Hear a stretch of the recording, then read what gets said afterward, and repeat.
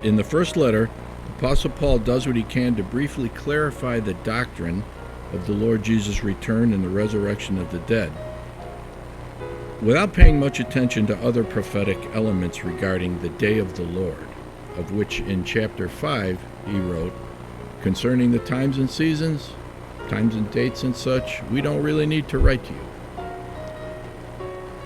But as a teacher who is sensitive to the needs of those he's teaching, here in the second letter, it seems to me he does feel the need to touch on some of the matters of prophetic fulfillment and relay them as signs of the times and seasons. It appears some confusion remained regarding the Lord's return, and it appears there was a continuing and growing pressure on the Thessalonians because of these misinterpretations. So Paul writes again to encourage, but mostly to settle their minds and to give them a sense of security by helping them to a clearer understanding of the day of the Lord.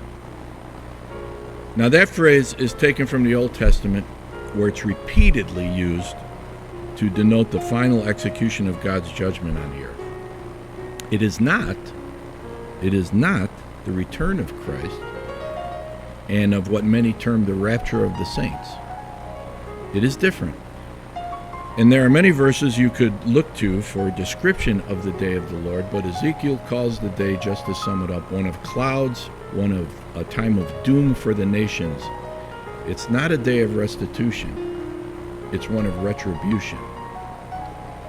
In chapters 4 and 5 of Paul's first letter, he treats the return of Christ and the day of the Lord as two separate events.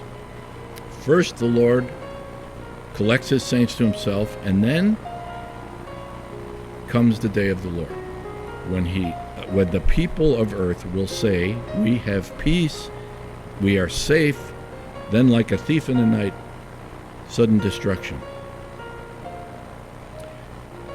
But you, Paul wrote, to them and to us, you